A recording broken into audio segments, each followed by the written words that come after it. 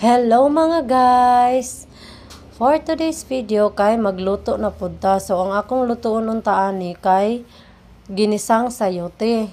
Kaso lang ganahan nakahuna-huna man ko nga butangan sa dinakog pichay oy. So ambot mga guys kung unsay joy tawag ani akong recipe karon basta kay sayote ni siya nga nay pichay nay manok. So una kay maghiwa sa ta sa ato ang mga laman og sa atong mga gulay no. So una ato jud nang iandam-daan ang atong mga ingredients no bago ta magluto.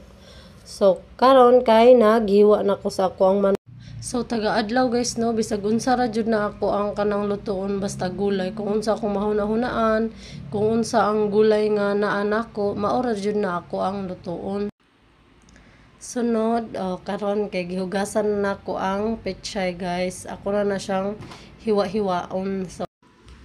So magluto na ta guys. Ato na ning igisa ang atong ginisang sayote nga naay pichay de ay guys, pichay. Sorry. So maggisa na ta guys. Igisa sa nato ato ang mga lamas unya isunod dayon nato ang ato ang manok sayote, dayon butangan dayon og tubig. So inighumok ana guys, ay na nato ibutang ang pichay no. So ingana ra na siya kadali ang ako ang recipe guys nya, lami na kay siya tanan.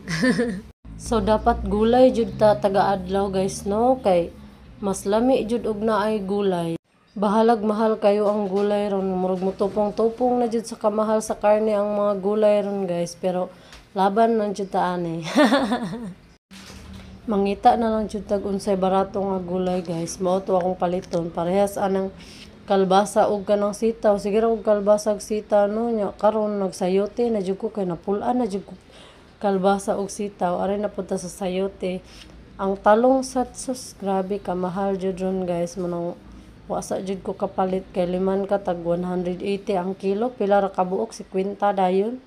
Grabe ang gulay ron, wala pa jud na uli pag gikan paghuman sa Bagyo. So guys, please ko og follow, share, and so mao na siya guys no. Gamay ra man akong lutoon pang panihapon ra kay para ini kaugma lahi na pod. So kana gilunod na nako ang pichay.